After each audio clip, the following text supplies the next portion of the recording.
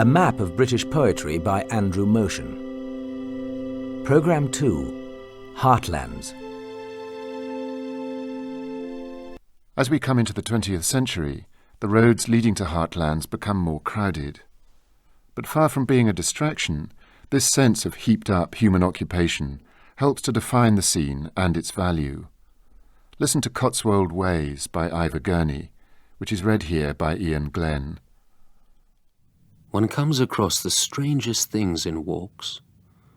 Fragments of abbey tithe barns, fixed in modern, and Dutch-sort houses where the water bulks, weird up, and brick kilns broken among fern, old troughs, great stone cisterns bishops might have blessed ceremonially, and worthy mounting stones. Black timber in red brick, queerly placed where hillstone was looked for, and a manor's bones spied in the frame of some wisteried house, and millfalls and sedge pools, and Saxon faces.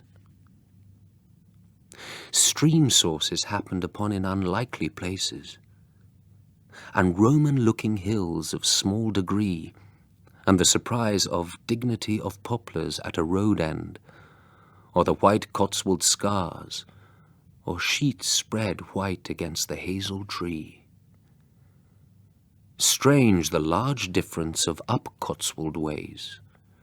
Birdlip climbs bold and treeless to a bend, Portway to dim wood lengths without end, and Crickley goes to cliffs, are the crown of days. Cotswold Ways by Ivor Gurney.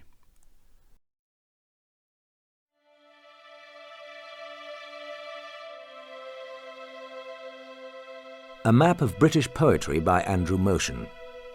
Programme 4, Mountains.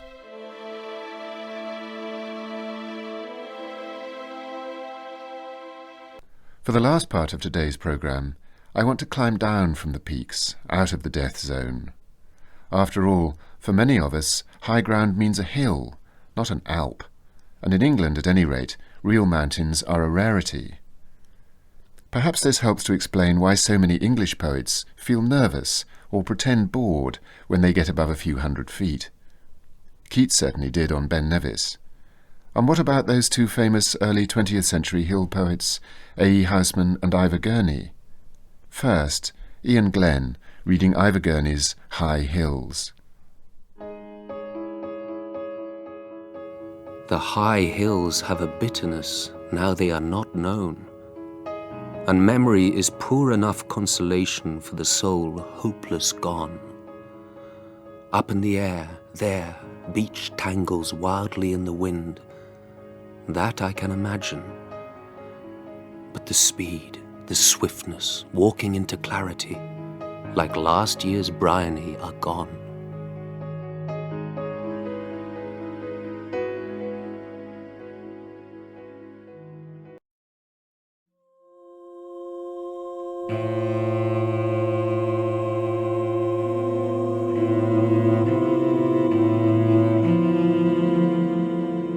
A map of British poetry by Andrew Motion.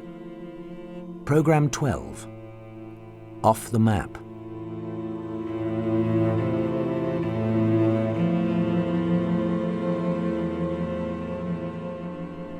Among the many marvellous things the Gawain poet gave us hundreds of years ago, and now gives us again, is this description of the Wirral, a description which is entertaining in the deepest sense, but which can't help remind us how much the region has changed.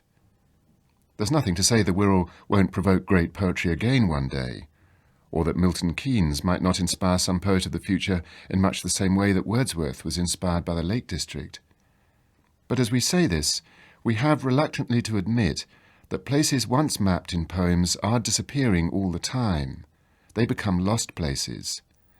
It's a melancholy thought, but not a new one, as we realise when we listen to this characteristically immaculate lyric by Robert Herrick.